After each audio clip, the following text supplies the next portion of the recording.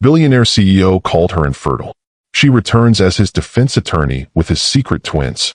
Your Honor, my client pleads not guilty to all charges. And for the record, I should mention that the last time Donovan Blackmore saw me, he diagnosed me as a barren woman incapable of giving him heirs. Imagine his surprise when he discovers his defense attorney has been raising his twins for the past 7 years. The words hung in the courtroom like a guillotine blade waiting to fall. I, Veronica Sinclair, stood at the defense table in a custom Versace suit that cost more than I'd made in 3 years at his company. My client, the man who destroyed me with medical reports and cruel words, sat frozen beside me. Those Arctic blue eyes that had once looked at me with such disgust now widened with shock that quickly morphed into calculating assessment. The prosecution objected, of course. Personal history between attorney and client wasn't relevant to insider trading charges. But I'd already made my point. The great Donovan Blackmore, CEO of Blackmore Industries, the man who controlled half of Wall Street's technology sector, was completely at my mercy. And he had no idea that back at my hotel, 2 7-year-old children with his eyes and my stubborn chin were doing homework with their nanny. The judge called for a recess, and Donovan grabbed my arm the moment we were in the private conference room. His grip was exactly as I remembered. Firm, possessive, electric. Veronica, what the hell are you doing here? My job. I'm the best criminal defense attorney in the country. Your board hired me because you're facing 20 years in federal prison. The fact that we have history is irrelevant to my ability to keep you out of an orange jumpsuit. History. His laugh was bitter. We were married for 3 years. We're being the operative word. I pulled my arm free, setting my briefcase on the table with deliberate calm. Now, shall we discuss your defense strategy? Or would you prefer to reminisce about how you threw me out of our penthouse with nothing but the clothes on my back after your fertility specialist friend confirmed I was the problem? That's not exactly what happened. No, you're right. First, you had me tested by 3 different specialists, all of whom you'd gone to Yale with. Then you had your lawyers draw up divorce papers citing my inability to provide heirs as grounds for annulment. Then you threw me out. My apologies for abbreviating. Have you ever watched someone realize they've made a catastrophic error in judgment? That's what I saw flicker across Donovan's face before his CEO mask slammed back into place. But I knew him. Knew every tell, every micro-expression, every defense mechanism. 7 years ago, I'd loved him with the kind of desperate devotion that makes you lose yourself. Now I was about to save his life while destroying his peace of mind. If you're watching this and thinking revenge is a dish best served cold, let me tell you, sometimes it's served in a courtroom at exactly 98.6 degrees, body temperature, with 2 DNA tests in your briefcase and custody papers already drawn up. Let me take you back to where this really started. Not 7 years ago when he discarded me like defective merchandise, but 6 months ago when his legal team called me in Paris, where I'd built my new life, begging me to take his case. Ms. Sinclair, Thomas Whitman's voice had been desperate over the phone. He was Blackmore Industries' chief legal counsel and had no idea who I used to be. Different last name, different continent, different life. We need the best, and you're it. Donovan Blackmore has been charged with insider trading, fraud, and conspiracy. The evidence is substantial. The Blackmore case is all over the news. I'd replied, watching my twins play in the Luxembourg Gardens from my apartment window. Why should I care about another billionaire who thought he was above the law? Because he's innocent. And because we're prepared to pay your requested fee of $50 million. $50 million. I'd nearly laughed. That was my fuck-off price, the number I quoted when I didn't want a case. But for Donovan, for the chance to stand face-to-face with him again, I'll take it. On one condition. I choose my own team, no interference from your corporate lawyers, and Donovan follows my lead completely. No questions, no pushback, complete trust. Done. Thomas had agreed too quickly, which told me they were more desperate than they were letting on. I'd spent 3 months preparing before returning to New York. 3 months studying every detail of his case, his life, his business. He'd remarried 2 years after our divorce, a senator's daughter named Arabella who'd given him the heir he'd wanted so desperately. A son named James, now 4 years old. But Arabella had died in a car accident 18 months ago, leaving Donovan a single father under federal investigation. The universe had a sick sense of humor. My twins, Christopher and Sophia, had been confused about the sudden move to New York. But Mom, we like Paris. Sophia had protested in perfect French. Our friends are there. Our school is there. It's temporary, sweetheart. Mommy has an important case. We'll be back before you know it. Is it a bad person? Christopher had asked, always the more serious twin, the one you're defending. It's complicated, baby. Sometimes good people do bad things. Sometimes bad people need good lawyers. And sometimes, I thought, but didn't say, sometimes mothers need to show fathers what they threw away. Now, sitting across from Donovan in that conference room, watching him process my presence, I pulled out the case files. The prosecution claims you made $17 million from trades based on information your CFO leaked to you about the Xantech merger. I said, professional to my core. They have emails, recorded conversations, and transaction records. I didn't do it. His voice was rough. I would never. I know. I said simply, and his head snapped up. You're many things, Donovan. Cruel, controlling, obsessed with legacy. But you're not stupid enough to risk everything for $17 million when you're worth $3 billion. You believe me. I believe you're too arrogant to cheat. You'd see insider trading as beneath you, as something weak men do when they can't win legitimately. Your ego would never allow it. He laughed, the sound surprised out of him. Still know me so well. I knew you. Past tense. The man I knew wouldn't have fabricated medical reports to justify abandoning his wife. The reports weren't fabricated. Dr. Morrison confirmed. Dr. Morrison confirmed what you paid him to confirm. Funny thing about medical records, they can be re-examined, especially when the supposedly infertile woman has given birth to healthy twins. The silence that followed could have suffocated us both.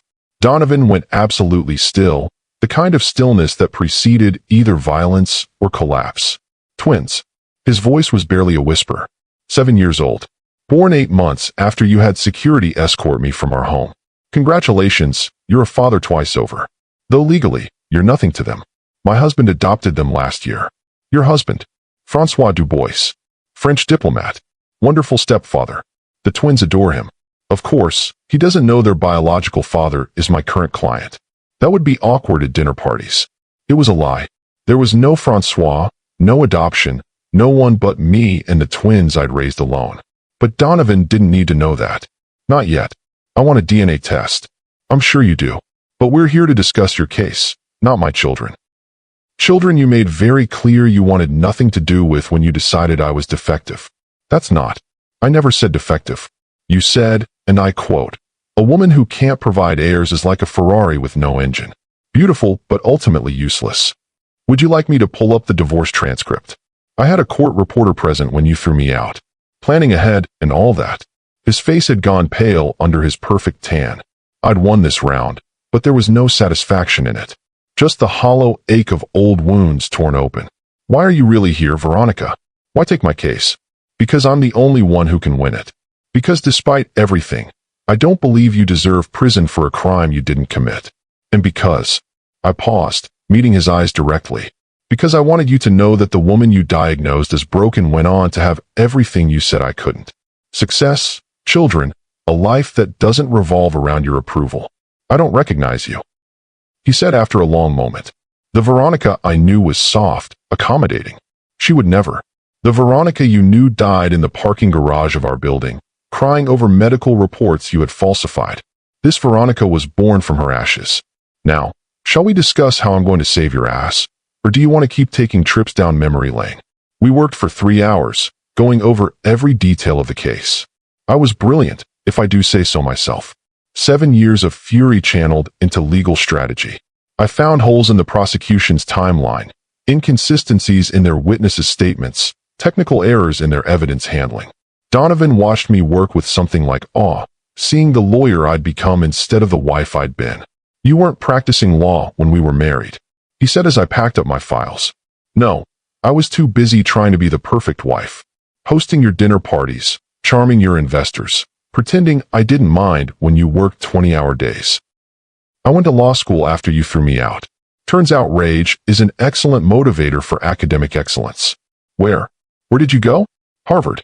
Full scholarship after I wrote my admissions essay about surviving spousal abandonment due to medical discrimination. They ate it up. Then Oxford for international law. The Sorbonne for French legal certification. I've argued cases before the World Court, saved 3 heads of state from prosecution, and never lost a case. You're in good hands. All that in 7 years. 7 years, 2 months, and 16 days. But who's counting? The twins. His voice stopped me at the door. Are they? Do they look? They look like miracles, I said without turning around. The kind of miracles supposedly infertile women aren't supposed to have. I left him there, walking out of the conference room with my head high and my heart racing. The hardest part was over. He knew I was here. He knew about the twins. Now came the delicate dance of saving him while destroying him, protecting my children while forcing him to face what he'd lost. My hotel suite at the St. Regis was obscenely luxurious, the kind of place I never could have afforded as Mrs. Blackmore, but could easily manage as Veronica Sinclair, international legal sensation. The twins were at the dining table with their tutor, heads bent over mathematics workbooks. "Maman," Sophia called out in French, our secret language that made us a unit. "How was your day?" "Complicated, mon cœur, but productive." "How was yours?" Christopher showed us the Natural History Museum. Christopher said, switching to English for the tutor's benefit. "Did you know some dinosaurs had feathers?" "I didn't know that. Just like I know it's almost bedtime." "But Mom, it's only 8. Christopher protested. "And we have court at 9 tomorrow. I need my assistants well rested." "We get to come to court." Sophia's eyes lit up. "To my office in the courthouse. MS. Patterson will watch you there." "But yes, you'll be nearby." I'd been bringing them to courthouses since they were babies. They were comfortable in legal settings the way other children were comfortable in playgrounds. They knew when to be quiet, when to charm judicial assistants, when to disappear into their books and tablets. That night, after they were asleep, I stood at the window looking out at the city I'd once called home. Somewhere out there, Donovan was probably pacing his penthouse, trying to process what I'd told him, trying to figure out my angle, my real motive. He wouldn't figure it out, not until it was too late. Because my plan wasn't just about revenge or justice or even the $50 million his company was paying me. It was about something much more complex. I was going to save him from prison, yes, but I was also going to make him fall in love with his children. Then I was going to take them away, just like he'd taken everything from me. He'd know they existed, know they were brilliant and beautiful and his, and know he had no right to them. It was cruel. It was calculated. It was exactly what he deserved. The next morning brought a circus of media attention. The prosecution had leaked just enough information to make Donovan look guilty in the court of public opinion. As we walked up the courthouse steps, reporters shouted questions. "Mr. Blackmore, how do you explain the $17 million in your offshore accounts? Miss Sinclair, why did you take this case? Is it true you two have a personal history?" That last one made me pause. I turned to the reporter, a young woman with hungry eyes. "Mr. Blackmore and I knew each other briefly many years ago," I said smoothly. "But I'm here as his attorney, nothing more. My personal feelings about my client are irrelevant to his innocence." "What personal feelings?" someone shouted. "The kind that come from watching a man destroy everything good in his life and then beg for help when the consequences arrive." I smiled sweetly. No further questions. Inside the courthouse, Donovan grabbed my elbow. "Was that necessary?" "Everything I do is necessary. And if you touch me again without permission, I'll recuse myself from your case, and you can take your chances with a public defender." He released me immediately. "I'm sorry. The twins. I need to know. You need to focus on not going to prison. Your son James needs his father, doesn't he? 4 years old, lost his mother, about to lose his father to federal prison if we're not careful. That's who you should be thinking about. You know about James. I know everything about you, Donovan. Your morning routine, your coffee preference, your Thursday racquetball games with Senator Morrison. Your girlfriend Cassandra who you've been seeing for 3 months but haven't introduced to James yet. Your mother's early onset dementia that you're hiding from the board. I know it all. How? Because I'm very good at my job. And because studying you for 3 months was like performing an autopsy on my marriage. Fascinating and nauseating in equal measure. The prosecutor, Janet Holbrook, was a shark in human form.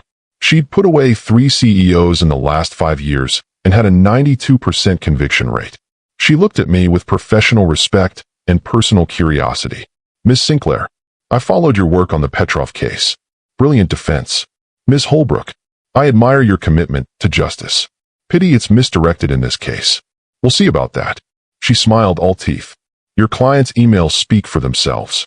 Emails can be fabricated, timestamps altered, contexts manipulated. But you know that already. The morning session was preliminary motions and jury selection. I was ruthless, dismissing anyone who showed even a hint of bias against wealth or corporate America. But I also dismissed anyone who seemed too sympathetic to powerful men. I wanted a jury that would listen to facts, not feelings. Donovan sat beside me, tension radiating from his body. He kept glancing at me, questions burning in his eyes. But in court, I was a machine. Focused, brilliant, untouchable. During the lunch break, I left him with his corporate lawyers and went to my courthouse office where the twins were playing chess. Christopher's winning. Sophia announced, annoyed. He always wins. You win at languages. Christopher replied diplomatically. We're even. My brilliant, competitive children. They'd inherited Donovan's strategic mind and my determination, a combination that would either save or damn them. Mom, who's the sad man? Sophia asked suddenly. What sad man, sweetheart? The one you're defending. We saw him on the news. He looks sad. Sometimes people look sad when they're in trouble.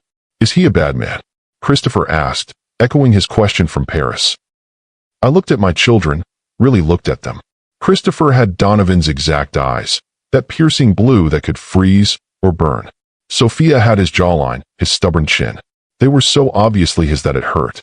He's a complicated man who made bad choices. But no, I don't think he's bad. Just lost. Can lost people be found? Sophia asked. Sometimes. But sometimes they have to find themselves. That afternoon's session was the prosecution's opening statement. Janet Holbrook painted Donovan as a greedy corporate titan who'd used insider information to make millions while ordinary investors lost everything. She had charts, graphs, dramatic pauses. It was theater, and she was good at it. But I was better. Ladies and gentlemen of the jury. I began, standing slowly, letting the moment build. The prosecution wants you to believe that my client, a man worth $3 billion, risked everything, his reputation, his company, his freedom, for $17 million. That's like suggesting someone who owns a yacht would steal a rowboat. It's not just unlikely. It's absurd. I walked them through the timeline, showing how Donovan had been in Tokyo when the supposed insider trades were made, how the emails were sent from an IP address he'd never used, how the offshore accounts were opened with documentation he'd never signed. Someone did commit insider trading, but it wasn't Donovan Blackmore. He's not the criminal here. He's the fall guy. And over the course of this trial, I'm going to show you exactly who set him up and why. It was a bold claim, but I had evidence. 3 months of investigation had revealed the truth. His CFO, Robert Henley, had been embezzling for years. When Donovan had started asking questions, Robert had created an elaborate frame-up, making it look like Donovan was the criminal. That evening, Donovan insisted on dinner to discuss strategy. I chose the restaurant, a small Italian place in Brooklyn where we wouldn't be recognized. He looked out of place in his $3,000 suit among the families and college students. This was the kind of place you always wanted to go, he said, remembering. I always insisted on Lou Bernardine or Daniel. You insisted on being seen at the right places with the right people. I corrected. I just wanted good pasta and honest conversation. We never had much of that. Honest conversation. No. We had your monologues about market strategies and my performance reviews disguised as pillow talk. Veronica, you need to charm the Hendersons at dinner. Veronica, your dress is too conservative for the gala. Veronica, when are you going to give me an heir? I was an ass. You were exactly who you told me you were from the beginning. I was just too in love to listen. You loved me. He sounded surprised. Desperately. Pathetically. The kind of love that makes you lose yourself completely. I became what you wanted. The perfect corporate wife. The hostess. The ornament. Everything except the one thing you actually needed. A broodmare. Don't say it like that. How should I say it? You literally had me tested like livestock. 3 fertility SP. After our divorce, I saw a real doctor. Not one of your Yale buddies. Turns out I had a simple hormonal imbalance. 3 months of treatment, and I was pregnant. That's impossible. Morrison said. Morrison said what you paid him to say. You needed grounds for annulment that wouldn't trigger the prenup. Infertility was cleaner than adultery, wasn't it? I never cheated on you. No, you just paid doctors to lie about my body. So much more civilized. Our food arrived, but neither of us ate much. The weight of our history sat between us like an unwelcome dinner guest. The twins. He said finally. Tell me about them. No. Veronica, please. They're nothing to you. You made that clear when you threw me away. They're mine. Mine to protect. Mine to raise. Mine to keep far away from a man who values legacy over love. I've changed. Have you? Is that why you're dating a senator's niece? Already planning the next trophy wife to give you more heirs? Cassandra means nothing. Women never mean anything to you beyond their function. I was supposed to be the breeder. When that failed, you moved on. Arabella was the political connection and successful breeder. Cassandra will be whatever you need next. You're being cruel. I'm being honest. Something we never were when we were married. My phone buzzed with a text from the nanny. The twins were asking for me. I stood to leave. I want to meet them. He said desperately. I have rights. You have exactly 0 rights. I pulled out a document from my purse. Your signature on our divorce papers, stating you wanted no financial or custodial claim on any potential offspring from our union. Ironclad, legally binding, and witnessed by 3 of your own lawyers. I didn't know you were pregnant. No, you just wanted to make sure that if I somehow managed to have children later, they couldn't come after your fortune. Congratulations. You protected yourself right out of fatherhood. I left him there with the check and the weight of his choices. Back at the hotel, the twins were in their pajamas, ready for bed, but waiting for me. Mom, are you sad? Christopher asked, always the emotional barometer. Why would I be sad, sweetheart? You look like you've been crying. I hadn't realized I had been. Happy tears, baby. Sometimes grown-ups cry when they're feeling too many things at once. Like when we watched The Lion King. Sophia offered. Exactly like that. I tucked them in, singing the French lullaby my mother had sung to me before she died. They were asleep before I finished, but I kept singing anyway, needing the comfort of routine. That night, I worked on Donovan's case until 3 a.m. I'd found the smoking gun, proof that Robert Henley had not only framed Donovan, but had been stealing from the company for 5 years.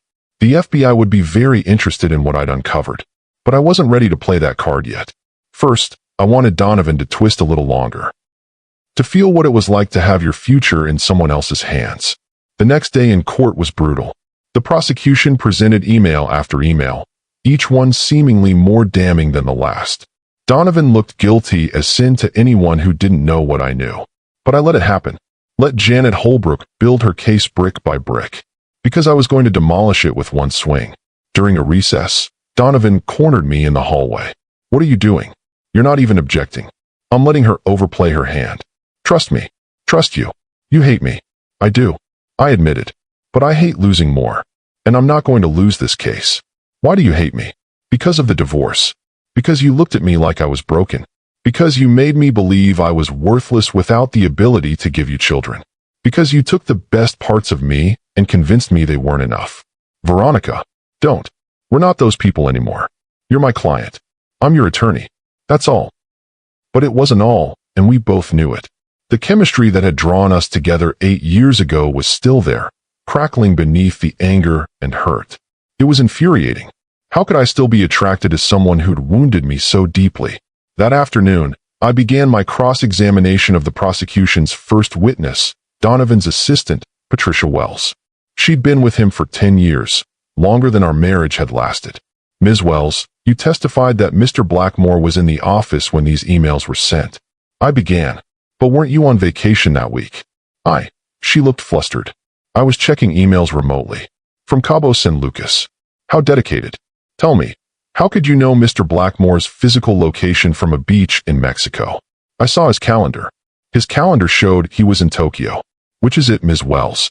Was he in the office or was he in Tokyo? She crumbled under my questioning, admitting she'd been coached by someone to say Donovan was in New York. That someone would turn out to be Robert Henley. Over the next 3 days, I systematically destroyed every prosecution witness. I was surgical, precise, devastating. Janet Holbrook watched her case fall apart with the kind of professional respect one predator shows another. But the real bombshell came on day 4. Your Honor, I'd like to call a surprise witness. Robert Henley. The prosecution objected, but I'd followed procedure. Robert had been subpoenaed but had claimed to be too ill to testify. Except I'd had him under surveillance, and he'd been perfectly healthy at his country club yesterday. They brought him in, and he looked like a man walking to his execution. Which, professionally speaking, he was. Mr. Henley, I began, prowling like a cat with a mouse. You've been CFO of Blackmore Industries for 8 years, correct? Yes. And in that time, you've had complete access to all financial systems, all accounts, all passwords. That's standard for a CFO. Is it also standard for a CFO to embezzle $43 million over 5 years? The courtroom erupted. Janet Holbrook shot to her feet, objecting, but I had the evidence. Bank records, forged signatures, a complex web of shell companies, all leading back to Robert Henley.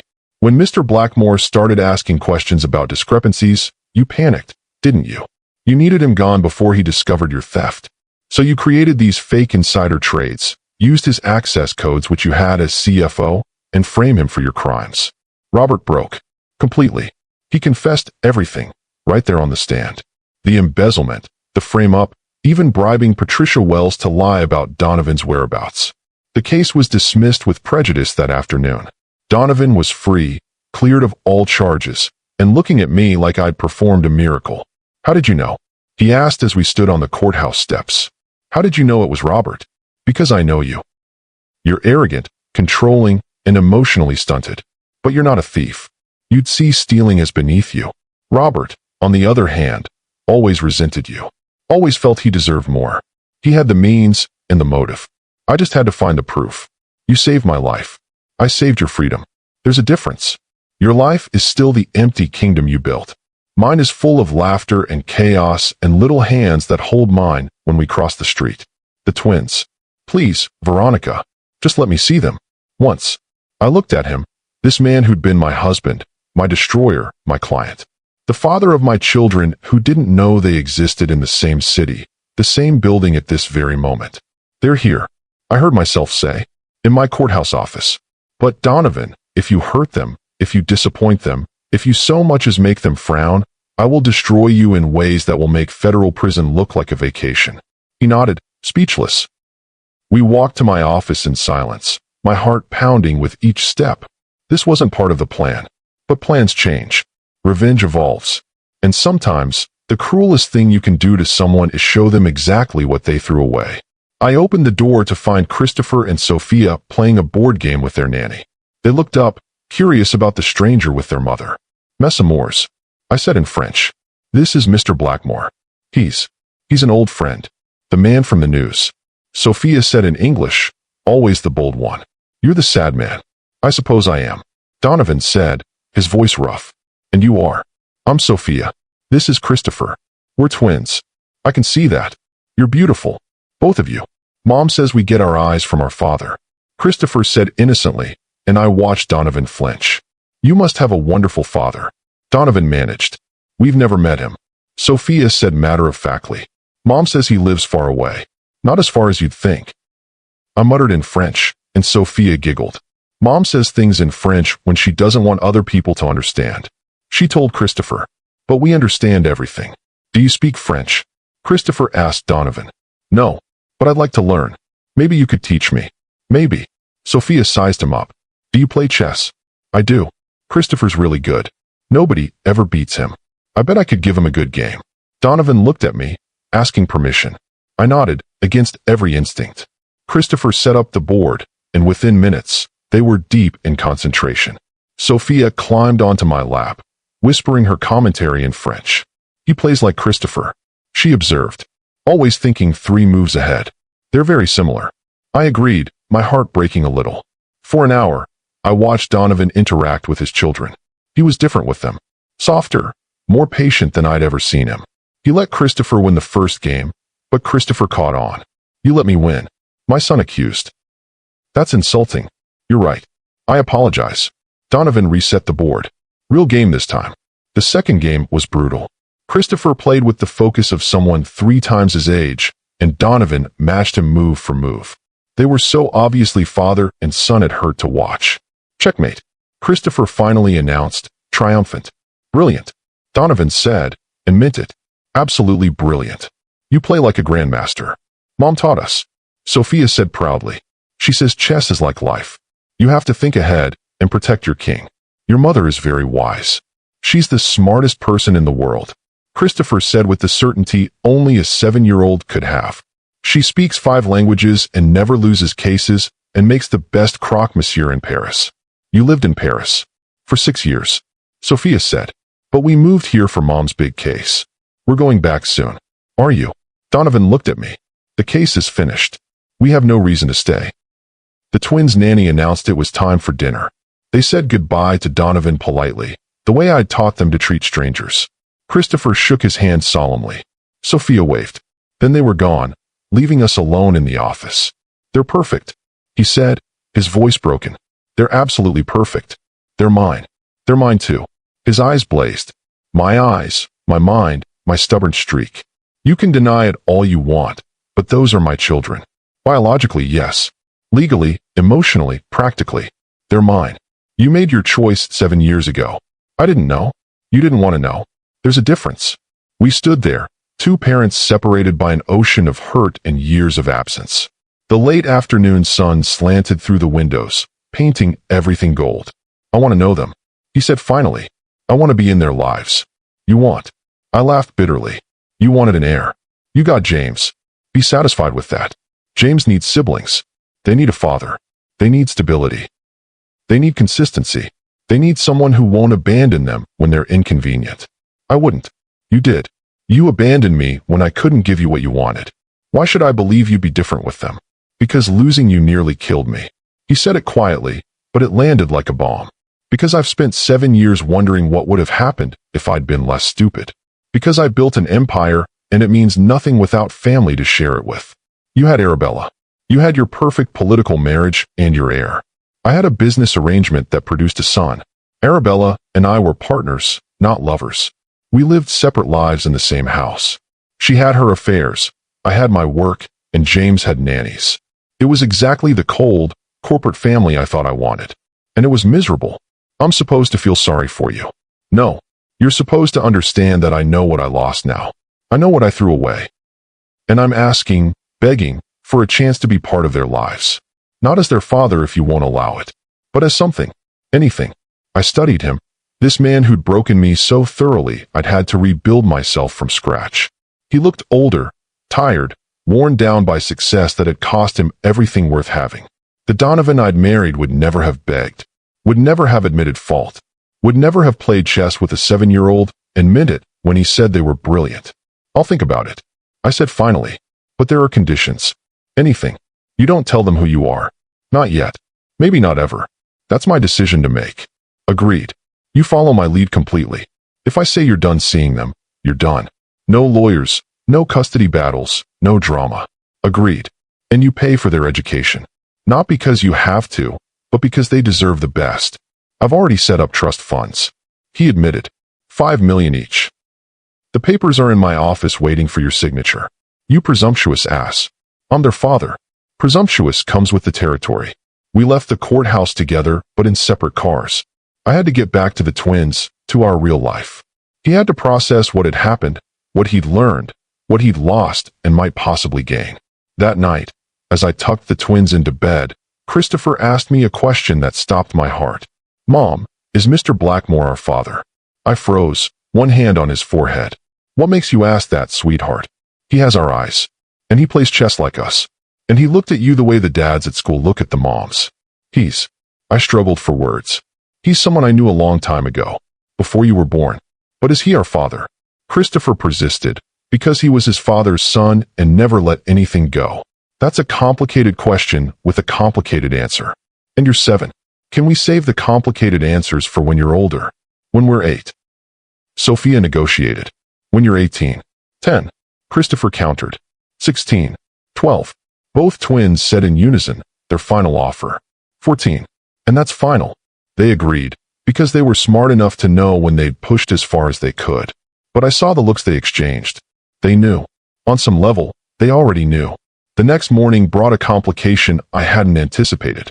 Donovan Blackmore, CEO of a Fortune 500 company, was sitting in the lobby of my hotel at 7 a.m. with coffee and croissants from the French bakery the twins loved. What are you doing here? I hissed, conscious of the twins eating breakfast upstairs. I thought we could talk. About arrangements. Schedules. How this is going to work? This isn't going to work if you ambush me at my hotel.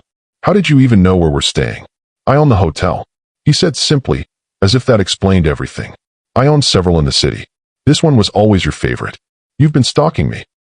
I've been ensuring you had the best possible accommodations. There's a difference. Is there?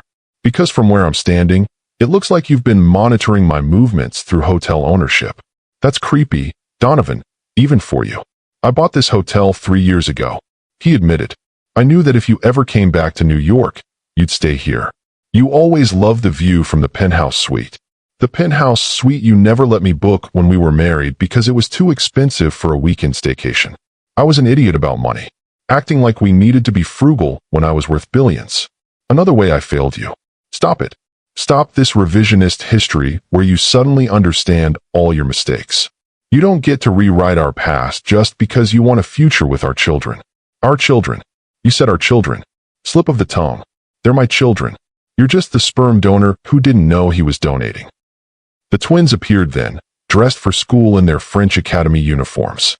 They'd insisted on continuing their French education even in New York, and I'd found them a suitable school in the Upper East Side.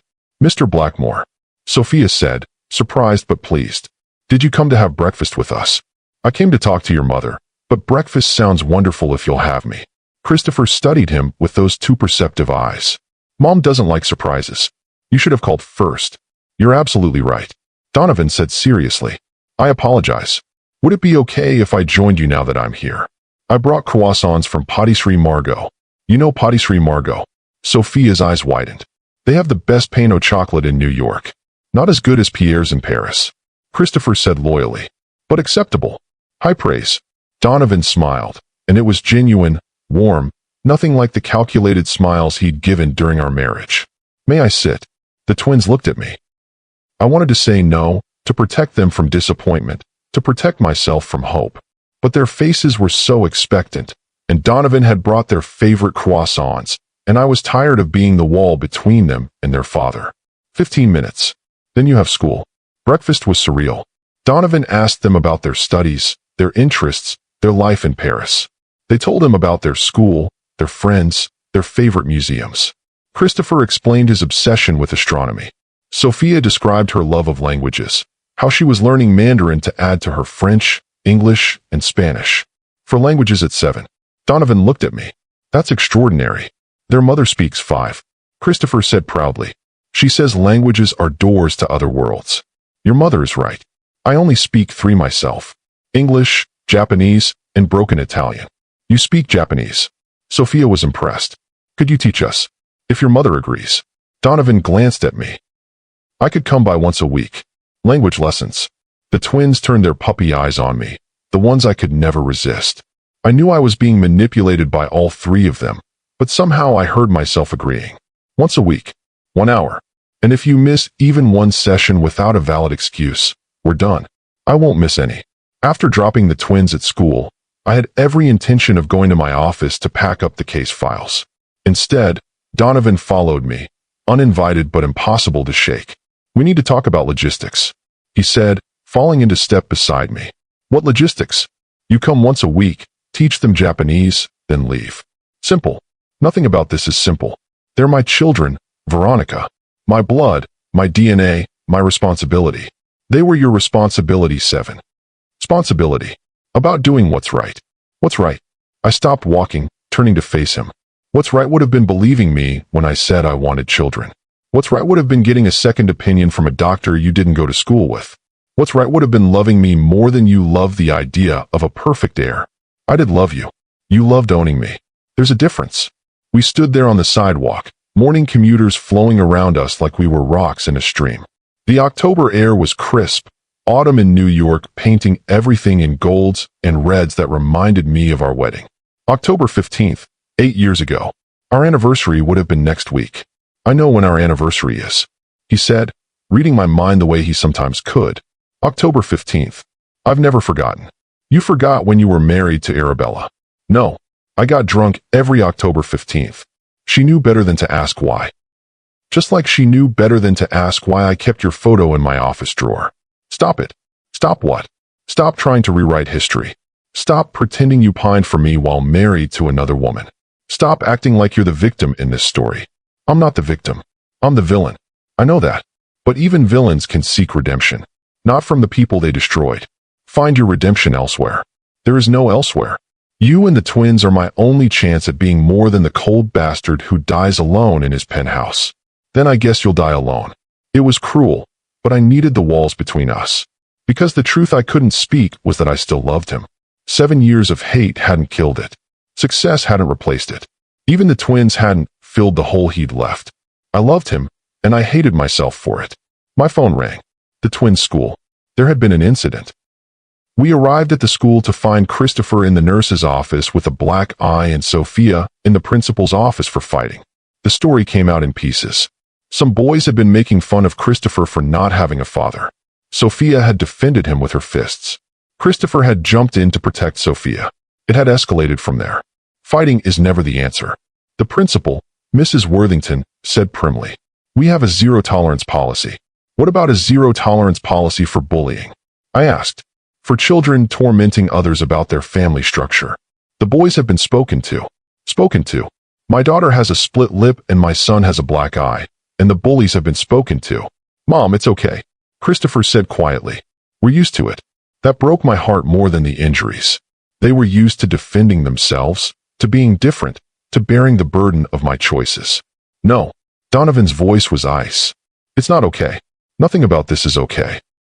Mrs. Worthington looked at him, clearly recognizing him. "Mr. Blackmore, I didn't realize you were." "I'm there." He paused, glancing at me. "I'm a family friend. A close family friend. And I'm appalled by your handling of this situation. You're punishing victims while giving perpetrators a slap on the wrist. Our policies. Your policies are garbage if they protect bullies and punish children defending themselves. I'll be speaking to your board of directors, several of whom, I might add, owe me favors. Mr. Blackmore, that's not necessary. It is absolutely necessary. These children did nothing wrong except exist in a non-traditional family structure. If your school can't protect them, we'll find one that can." We. He'd said we. Like we were a unit. Like we were parents together. The principal apologized profusely, promised to address the situation properly, and waived any disciplinary action against the twins. We left with ice cream prescriptions for hurt feelings and a promise that the bullying would stop. In the car, Sophia looked at Donovan with new respect. "You scared her. Sometimes people need to be scared into doing the right thing." He replied, "But you shouldn't have fought those boys. They said Christopher's dad didn't want him." Sophia's chin jutted out, stubborn like his. "That's not true. Our dad just doesn't know about us." Donovan's hands tightened on the steering wheel. "And if he did know, what do you think he'd do?" "He'd love us," Christopher said with certainty. "Mom says we're very lovable." "You are." Donovan's voice was rough. "You're the most lovable children in the world. Any father would be lucky to have you." "Do you have children?" Sophia asked innocently. "I have a son. James. He's 4. Is he like us?" "No." Donovan glanced at me in the rearview mirror. "No one is like you two. You're unique." We took them home, settled them with movies and ice cream, and I found myself alone with Donovan on the terrace while the nanny supervised the twins inside. "Thank you," I said quietly, "for defending them. They're my children. Of course I defended them. You don't get to claim them just because you stood up to a principal. I'm not claiming them. I'm just..." He ran his hands through his hair, messing it in a way that made him look younger, more like the man I'd fallen in love with. "I'm trying to be whatever you'll let me be. Uncle, family friend, Japanese tutor. Whatever gets me time with them." "Why?" "Because they're incredible. Because they're pieces of you and me combined into something better than either of us alone. Because my son James needs siblings who can challenge him and love him and make him less alone in the world." "James. Tell me about James." His face softened. "He's quiet. Serious. Old soul in a little body. He likes trains and dinosaurs and being read to.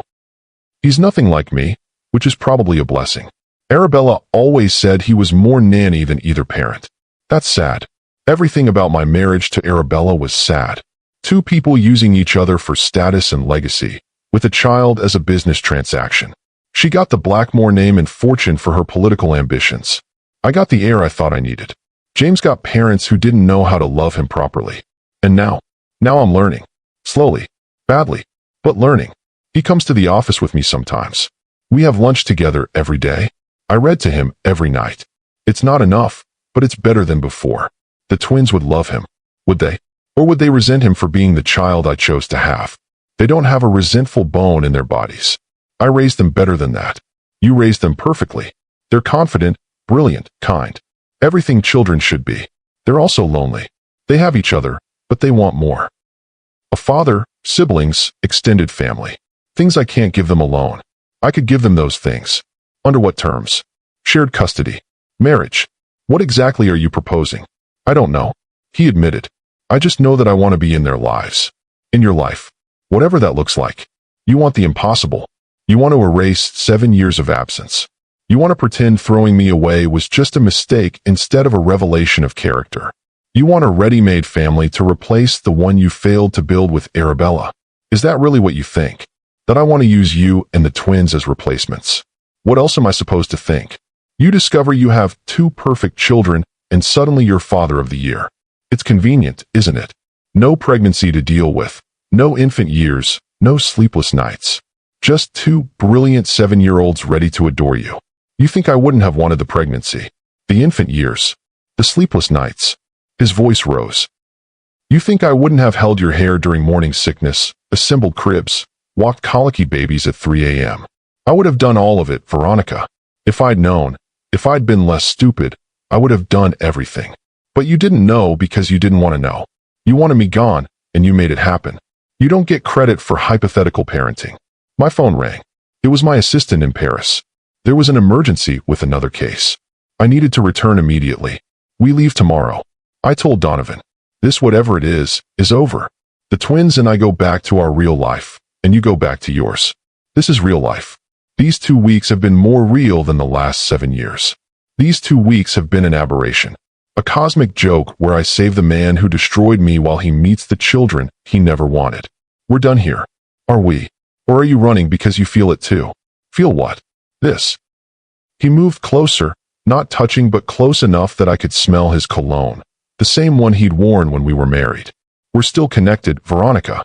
7 years, different continents, other relationships, and we're still connected. We're not connected. We're tangled. There's a difference. And I'm done being strangled by knots you tied. I went inside, leaving him on the terrace. But I watched from the window as he stood there, looking out at the city, his shoulders bent with the weight of what he'd lost. That night, I told the twins we were leaving. But we like it here. Sophia protested. Mr. Blackmore was going to teach us Japanese. And I want to meet his son James. Christopher added. He sounds nice. We can't stay. We have a life in Paris. School, friends, our real home. This could be home too. Sophia said quietly. If you wanted it to be. Baby, it's complicated. You always say that when it's about fathers. Christopher observed. Maybe it's not as complicated as you think. Out of the mouths of babes. But they didn't understand the complexity of loving someone who'd proven themselves capable of cruelty. They didn't understand that some wounds don't heal, they just scar over, and those scars ache when it rains. We were packing when Donovan arrived the next morning with James. I hadn't expected that. The 4-year-old was exactly as described. Quiet, serious, hiding behind his father's leg. James, these are the friends I told you about. Christopher and Sophia. He said gently. Hi, James. Sophia, ever the social butterfly, approached him. Do you like dinosaurs? Christopher has tons of dinosaur books. James nodded shyly.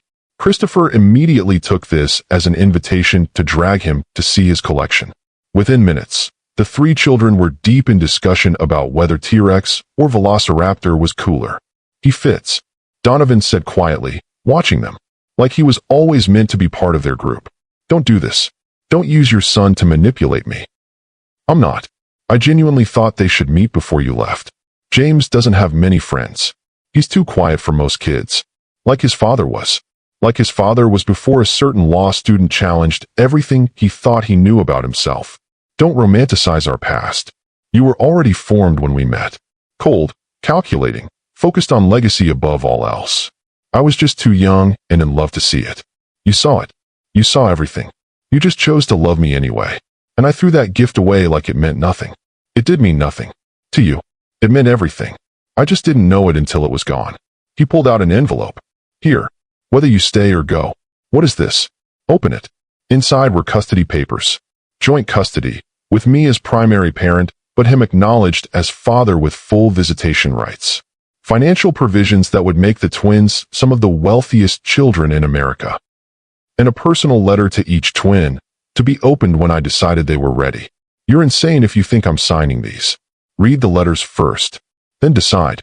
I opened Christopher's letter first. Dear Christopher, I am your father, and I have missed every day of your life so far. This is my fault, not your mother's.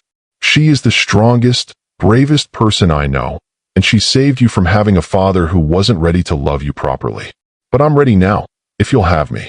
I promise to attend every science fair, every chess match, every important moment from now on. I promise to love you whether you're perfect or flawed, successful or struggling. You are my son, and that makes you precious beyond measure. Love. Your father, Sophia's, was similar but personalized to her interests in languages and art.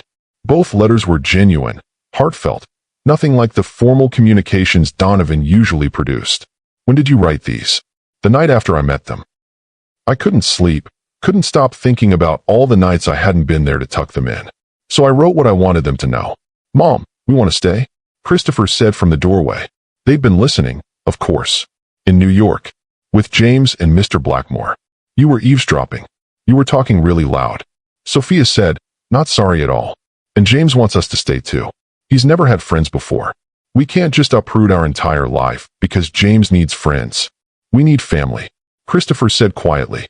We need a father. And he's right there, wanting to be that for us. You don't understand what you're asking. We're asking for a chance. Sophia said. Just like you gave him a chance to teach us Japanese. Give us all a chance to be a family. I looked at my brilliant, manipulative, wonderful children. Then at James, who was watching everything with wide eyes. Then at Donovan, who was trying so hard not to hope. 1 month. I heard myself say, we'll stay 1 more month. Trial period. If it doesn't work, we go back to Paris, and that's final. The twins cheered. James smiled for the first time. And Donovan looked at me like I'd given him the world. That month changed everything. We fell into a routine that shouldn't have worked, but did. Donovan picked the twins up from school twice a week for Japanese lessons that were really excuses to bond. James joined them, the 3 children becoming inseparable. Weekends were spent at museums, parks, the zoo. Family dinners where we pretended we were normal people instead of walking wounded trying to heal. The twins thrived. Christopher had a father to play chess with, someone who understood his strategic mind. Sophia had someone to debate with, to challenge her quick wit. And James bloomed under their attention, becoming more talkative, more confident, more childlike. But it wasn't just the children who were changing. Donovan was different. He'd canceled 3 major deals to attend school plays. He'd learned to cook because Sophia mentioned she missed home-cooked meals. He read parenting books and actually implemented the advice. He was trying so hard it was painful to watch. And I was falling in love with him again. Or maybe I was just finally admitting I'd never stopped. It came to a head on October 15th. Our anniversary that wasn't anymore. I was working late in my hotel suite when he appeared with wine and takeout from the Italian place where we'd had our first date. You remembered. I said, surprised despite myself. I remember everything about you. The way you take your coffee, 2 sugars, no cream. The way you hum when you're thinking. The way you bite your lip when you're trying not to cry. I was just too stupid to value those memories when they were being made. Why are you here, Donovan? Because 8 years ago today, I married the love of my life. And 7 years ago, I destroyed that marriage. And now, I'm trying to find a way to earn forgiveness I don't deserve. Some things can't be forgiven. No, but maybe they can be transformed. Maybe the pain can become something else. Understanding, growth, even love, eventually. You think I could love you again? After everything. I think you already do. You just hate yourself for it. He was right, of course. I did love him. Had never stopped. The anger had been easier to carry than the love, but both had been there all along, twisted together like DNA strands. I can't do this. I stood to leave, but he caught my hand. Please, just listen. For 5 minutes. You have 3. I was broken when I met you. He spoke quickly, urgently. Raised by parents who saw emotion as weakness, success as the only measure of worth. You made me believe I could be different. Then my father died, and all his poison came flooding back. The need for legacy, for heirs, for continuation of the bloodline. I became him because I didn't know how else to process losing him. That's not an excuse. No, it's context. I'm not excusing what I did. I'm trying to explain it so you understand that it was never about you being insufficient. It was about me being too damaged to accept love that didn't come with conditions. My love had no conditions. Exactly. And that terrified me. I'd never experienced unconditional love. Didn't know how to receive it or return it. So I destroyed it. I turned you into a business transaction because that was language I understood.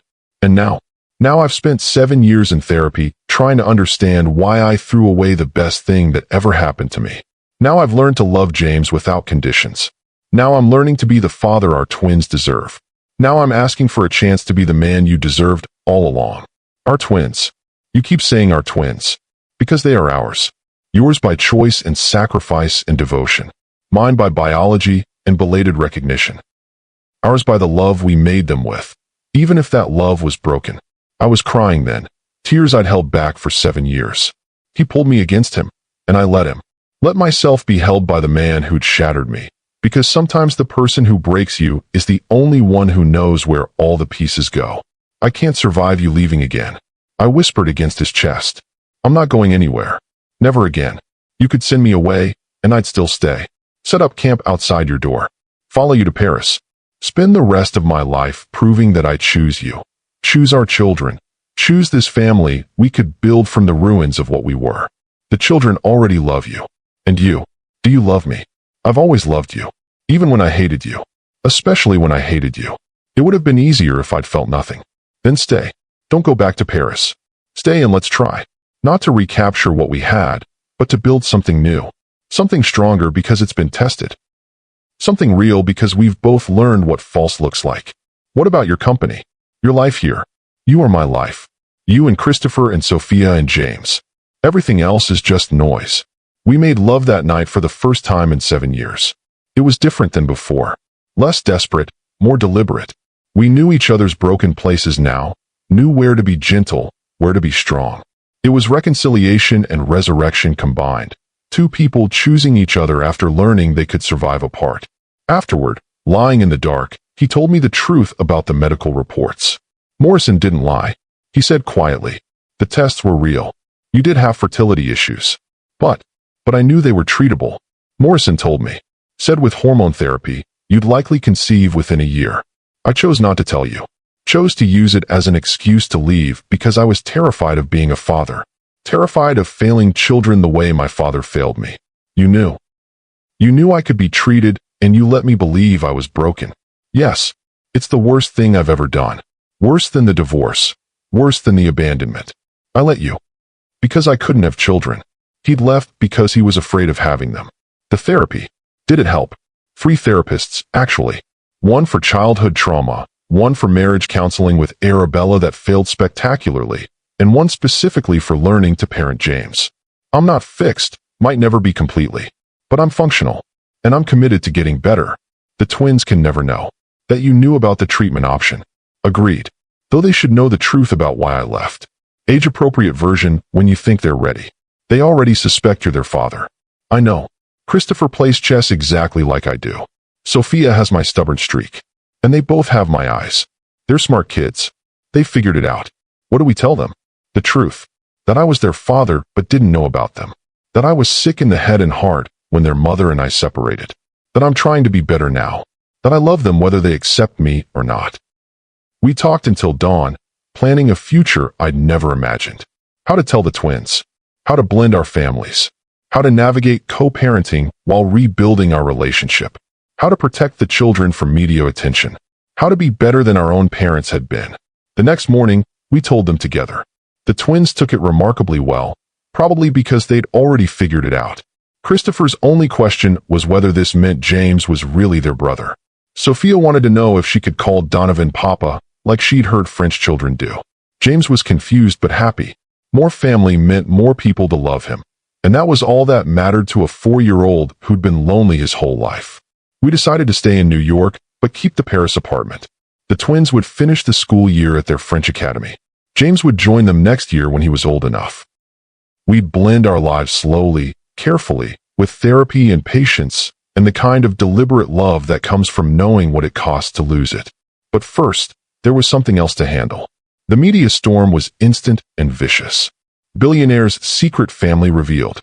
CEO's hidden twins. The nanny who became everything. That last one was particularly insulting since I'd never been a nanny and was now one of the most successful attorneys in the world. But the press loved a rags-to-riches story, even when it wasn't accurate. We held one press conference to control the narrative. Mr. Blackmore and I were married 8 years ago. I said to the sea of reporters. We divorced due to irreconcilable differences. I was pregnant at the time, but chose not to inform him for personal reasons. We've recently reconnected, and he's establishing a relationship with our children. That's all we'll be saying on the matter. Miss Sinclair, why didn't you tell him about the twins? That's between Mr. Blackmore and myself. Mr. Blackmore, how does it feel to discover you have 2 more children? Like winning the lottery twice. Donovan said, pulling me closer. My children are brilliant, kind, and beautiful like their mother. I'm grateful for the chance to know them. Are you two reconciling romantically? We're focusing on our children. I said, the practiced answer we'd agreed on. But Donovan went off script. We're also focusing on each other. I love this woman. I've loved her for 8 years, even when I was too stupid to show it properly. Whether she takes me back or not, that won't change. The cameras went crazy. I should have been angry at him for the deviation, but I was too busy trying not to cry at the public declaration.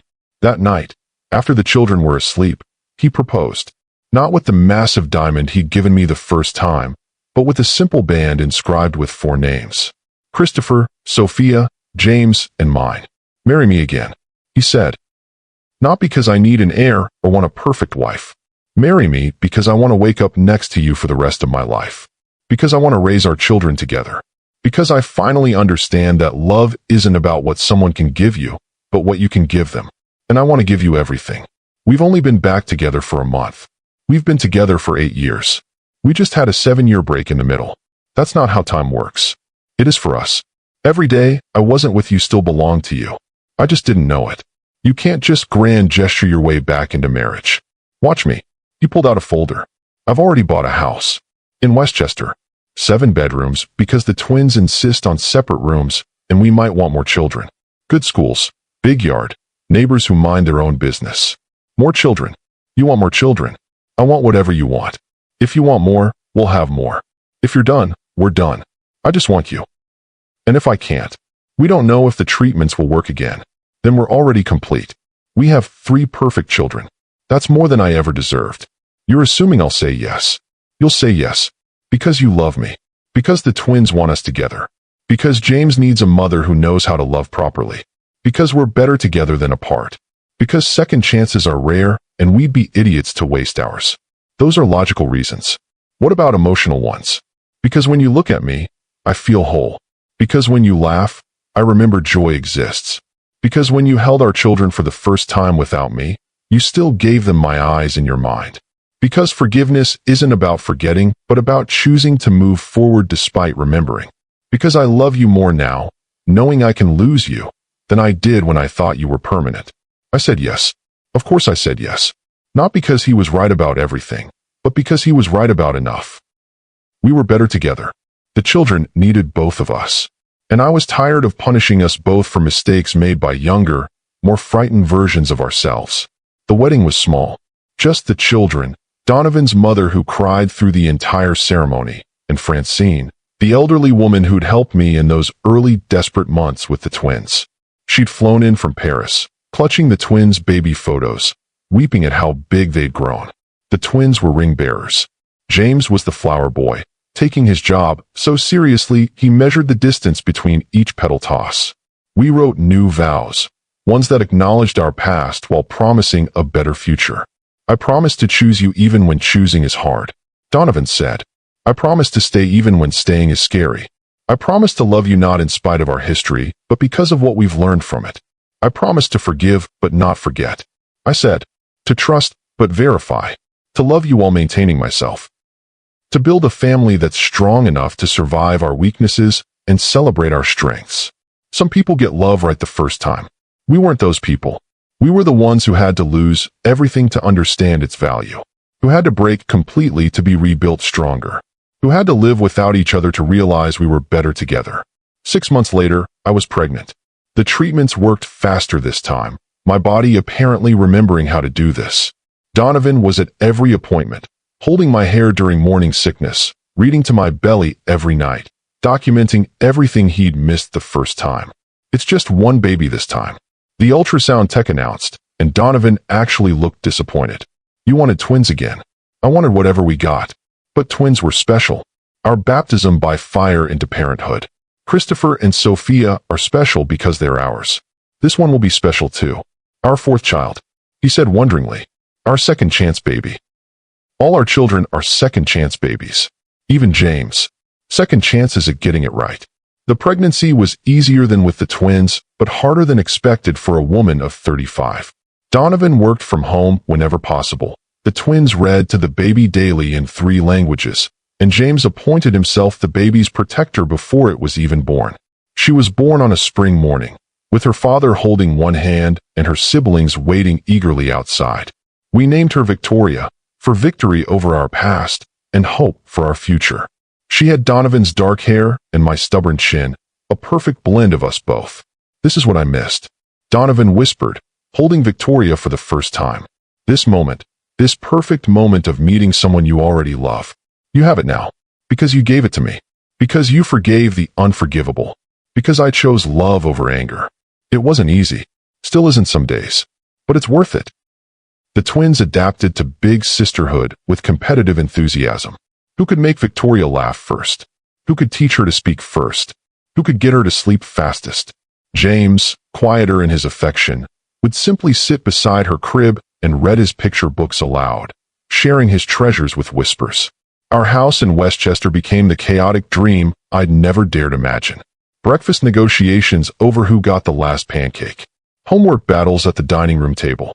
Family movie nights where we'd fall asleep in a pile on the couch.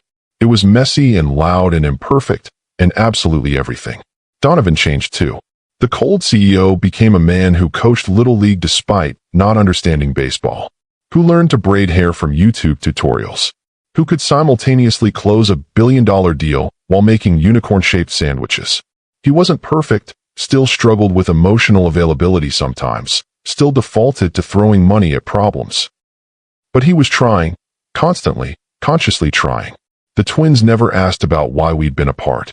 They seemed to understand on some level that adult relationships were complicated, that love wasn't always linear.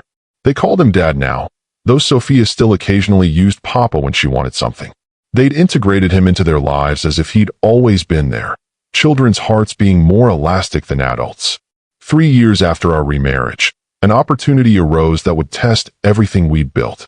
The position is in Singapore, Donovan explained, running the entire Asian division. It's a 5-year commitment minimum, and you want to take it. I want us to take it. All of us. New adventure, new experiences for the children. The international schools are excellent. Uprooting 4 children, one of whom is barely 3, to move across the world for your job. I kept my voice neutral, but he heard the underlying concern. It's not just my job. Your firm has an office there. You could expand your practice to international law. This is what I was afraid of, that eventually, the job would matter more than the family again. No, he pulled me close. If you don't want to go, we don't go. Simple as that. The family comes first. Always.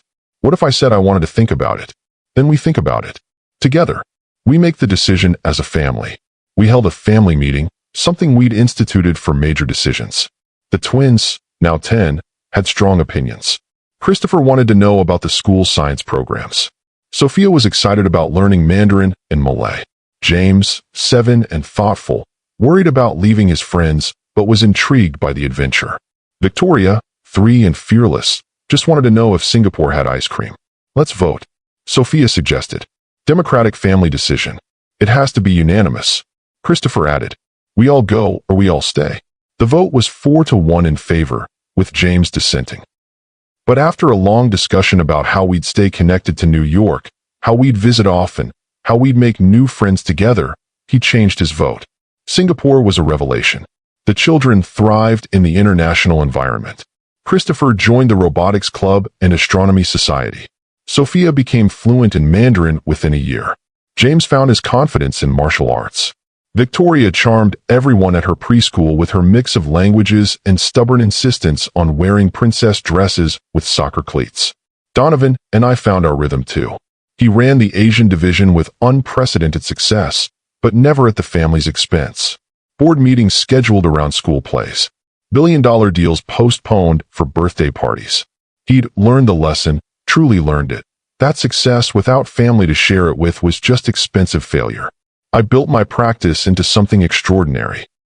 International custody disputes, diplomatic immunity cases, the kind of complex legal situations that required someone who understood both law and human nature. The twins often came to my office after school, doing homework while I worked, occasionally offering surprisingly insightful observations about my cases. "You're going to be a lawyer like Mom," James told Sophia one day. "No, I'm going to be a judge," Sophia corrected. "Make the decisions instead of arguing them." "I'm going to be an astronomer," Christopher said. "Laws of physics are more reliable than laws of people." "What about you, James?" I asked. "I'm going to be a dad," he said simply. "A really good dad, like Dad is now." Donovan overheard from the doorway, and I saw him brush away tears. Later, he told me it was the greatest compliment he'd ever received. 5 years in Singapore passed like a dream. The twins entered their teenage years with the confidence of children who'd lived internationally. James grew from a quiet boy into a thoughtful young man. Victoria became bilingual, then trilingual, absorbing languages like a sponge. And Donovan and I fell in love again, or continued falling, or simply settled into the kind of love that comes from choosing each other daily for years. It wasn't the desperate passion of our first marriage or the careful reconstruction of our second. It was something deeper, rooted in shared purpose and genuine partnership. When you know someone can destroy you and choose to love them anyway, that's real love. He told me one night, standing on our balcony overlooking Singapore's lights. When you've seen them at their worst and still see their best, that's the love that lasts. "You destroyed me first," I reminded him, "and you resurrected me after. We're even." We returned to New York when Christopher and Sophia were 15, ready for the American high school experience they'd chosen. James, 12, was excited about joining his siblings at the same school. Victoria, 8, was furious about leaving her best friend but excited about seeing snow again. The readjustment was harder than expected. The twins had become third-culture kids, not quite American anymore, but not quite anything else either. James struggled with the intensity of American academics. Victoria missed speaking Mandarin daily. But we adapted, as we always did. Family dinners where everyone shared their daily challenges. Weekend trips to maintain our global perspective. Summers split between Paris, Singapore, and New York, giving the children roots in multiple worlds. On our 10th wedding anniversary, second wedding that is, Donovan surprised me with a party. Not the corporate affairs he used to throw, but a genuine celebration with people who mattered. Francine, now in her 80s, but still sharp. My colleagues who'd become friends. The children's teachers who'd become like family. 10 years ago, I married this woman for the second time, Donovan said in his speech. The first time, I married her for the wrong reasons and lost her through my own stupidity. The second time, I married her for the right reasons. Because she's brilliant, compassionate, and strong enough to forgive the unforgivable. Because she gave me 4 incredible children and the chance to be the father I never thought I could be. Because she showed me that success isn't measured in billions, but in bedtime stories and family dinners, and being present for the people who matter. Mom's crying. Victoria announced loudly, making everyone laugh. Happy tears, baby, I assured her. The best kind. The twins, now Harvard-bound, Christopher for astrophysics and Sophia for international law, raised their glasses of sparkling cider. To our parents, Christopher said, who showed us that love isn't perfect, but it's worth fighting for. To second chances, Sophia added, and third and fourth, and as many as it takes. To family, James said quietly, however it comes together. To ice cream, Victoria shouted, because she was 8 and had priorities. That night, after the party, after the children were asleep, Donovan and I stood in our bedroom, the same one we'd shared in our first marriage, but now filled with evidence of our full life. Children's artwork, family photos, the beautiful chaos of a life lived together. Do you ever regret the 7 years? He asked. The time we lost. They weren't lost. I said. They were preparation. I needed to become who I am. You needed to become who you are. The twins needed to exist. James needed to be born. Everything happened exactly as it should have, even the painful parts. You really believe that? I believe we have 4 incredible children who wouldn't exist if we'd done things differently. I believe we have a love that's been tested and proven. I believe second chances are gifts that shouldn't be questioned, just treasured. When did you become so wise? Sometime between the first labor and the fourth. Or maybe when I realized that holding on to anger was like holding on to fire. It only burns the person carrying it. I love you, he said, the words worn smooth by daily use, but no less meaningful. I love you too. All of you. The man you were, who gave me the twins. The man you became, who earned forgiveness. The man you are, who chooses us every day. Forever this time. No more breaks, no more separations, no more running. Forever. I agreed. Though given our history, I'm keeping my law license active. Just in case I need to defend you again. Or divorce me again. That's not funny. It's a little funny. We're probably the only couple who've divorced each other once and married each other twice. And had 4 children across 2 marriages with a 7-year gap. We're either really bad at this or really good at it. We're really good at being bad at it until we figured out how to be good at it. That might be the most romantic thing you've ever said. If you're watching this, still here after this long journey, remember this. Love isn't about getting it right the first time. Sometimes it's about getting it wrong, learning from it, and being brave enough to try again. Sometimes the person who breaks your heart is also the only one who can put it back together. Sometimes forgiveness isn't about forgetting, but about choosing to remember differently. The twins are 18 now, off to college, brilliant and confident and kind. James is 15, quiet but strong, a protector of those smaller than him. Victoria is 11, a force of nature who speaks 4 languages and takes no prisoners on the soccer field. And Donovan and I, we're still here, still choosing each other, still learning and growing and occasionally fighting and always making up. We're proof that sometimes the longest road leads to the best destination. That sometimes you have to lose everything to understand what everything really means. We weren't a fairy tale. We were so. Betrayal and abandonment. It middle was filled with rage and revenge, secret children and public revelations. But our ending, which is really just another beginning, is about forgiveness and hope and the beautiful chaos of a life lived together. Some people get forever on the first try. We had to earn ours.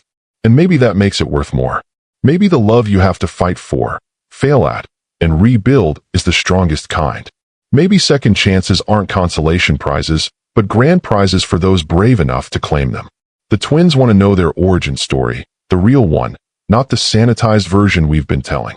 They're old enough now to understand that love is complex, that parents are human, that families can be broken and rebuilt and still be whole.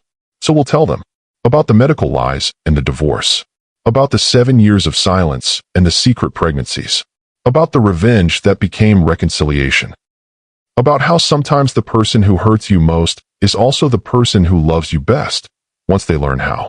And they'll probably be appalled and amazed in equal measure. But they'll understand that they exist because of love, even broken love. That they were chosen, fought for, protected. That their parents' story, however messy, led to them. That's the thing about family. It doesn't have to be perfect for you. It just has to be yours, chosen and cherished, rebuilt as many times as necessary. We are the Blackmore family, complicated and chaotic, rebuilt from ruins, stronger for our scars, living proof that sometimes the best families are the ones that shouldn't exist, but do anyway. And we're happy, genuinely, messily, impossibly happy. Sometimes that's the best revenge of all. Not destruction, but reconstruction. Not winning, but choosing to play a different game entirely. Not forgetting the past, but using it as fertilizer for a better future. Love wins. Not always on the first try.